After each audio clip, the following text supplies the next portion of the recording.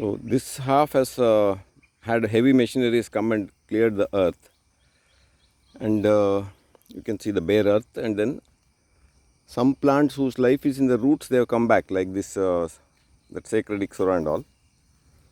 So there's a clear demarcation is there. So we can have a look at the,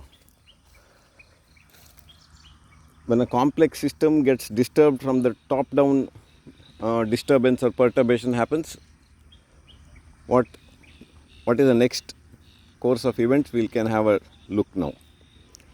So this can be considered as one plant community, this section. Say about, if you take this 30 feet by 30 feet area, on the one side there is that cashew tree and some native species are there, and then some 10 or 15 types of grasses and little shrubs and all.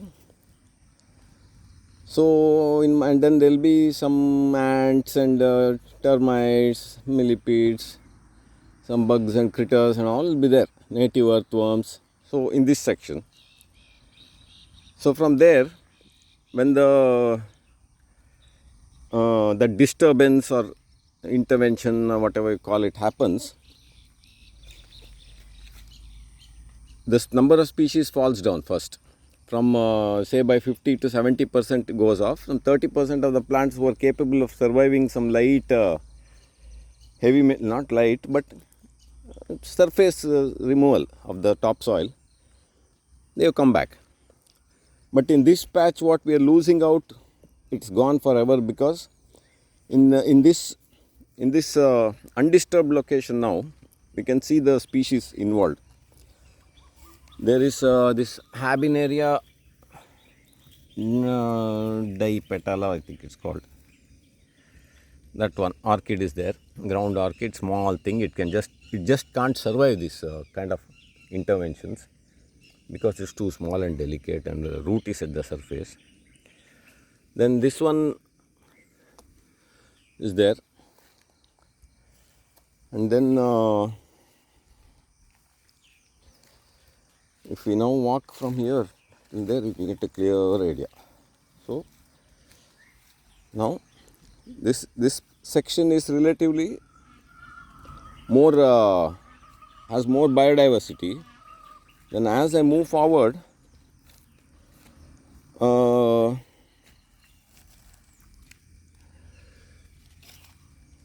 that diversity, like smaller plants like this, what I showed just now, this is all there in this section. Now just across, say about 1 feet away from this, the machine has moved, and there you can see earth is exposed. That Habenaria, some 30-40 might have been there in that patch, they are gone. And then other species that got decimated, quite a few are there. All these small things, the names and all is a bit complicated for me to recall it just off the cuff. Anyway, so you can watch now from top. So it's green, and then this is that Habenaria, and then as you go